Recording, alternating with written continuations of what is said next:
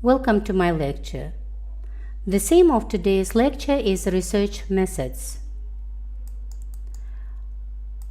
Gary Thomas refers to choosing your research methods as choosing the right tools for the job. We explore some of the research methods today, and we focus mainly on interviews, observations, and questionnaires. So the first is interviews. You could interview teachers or pupils with a view to finding out information or their opinions about something. Interviews may take place with individuals, pairs, or with a group. Interviewers need to establish rapport with their interviewees. And there are three kinds of interviews: structured, semi-structured, and unstructured. Structured interviews use a pre-planned list of both open and closed questions with no deviation. And this means that a closer comparison of responses can take place, as all participants will have been asked exactly the same questions. An unstructured interview is where the interview takes the form of natural dialogue, where the interviewer asks an opening question of the interviewee and the conversation progresses from there.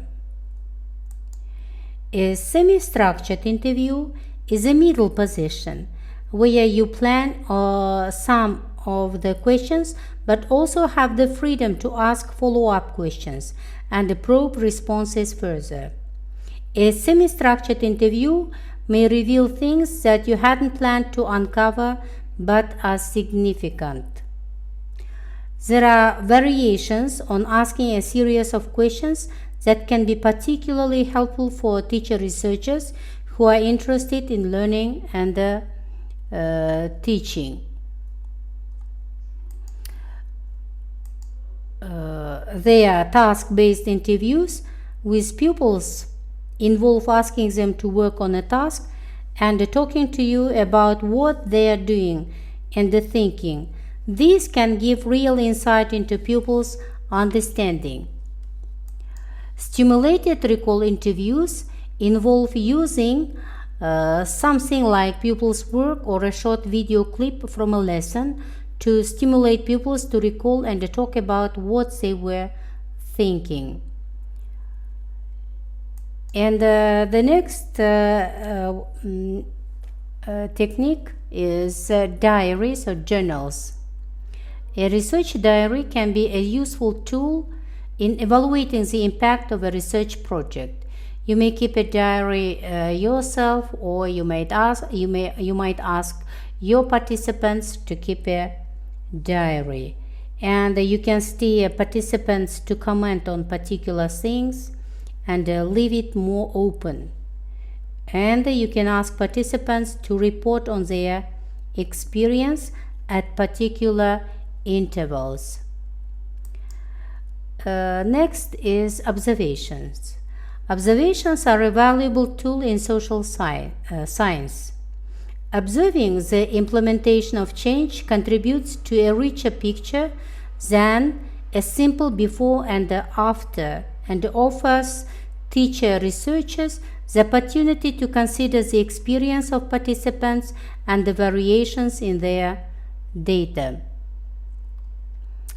Observations can be structured where you look for particular things when observing, and or unstructured.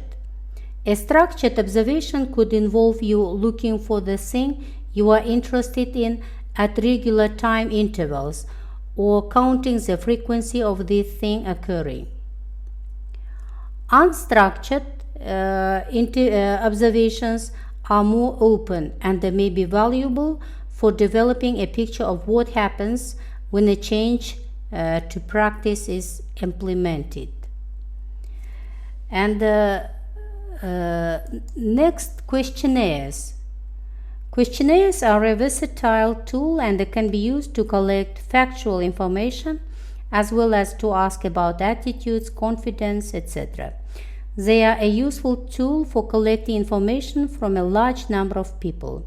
It is relatively easy to give your class a questionnaire, but it would take much longer to interview them all individually. Questionnaires can have various kinds of questions, both open and closed.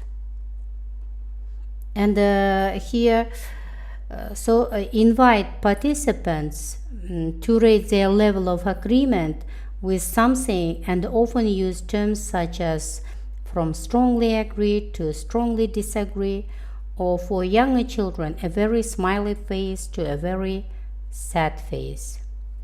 So I hope you understand these methods and thank you for your attention.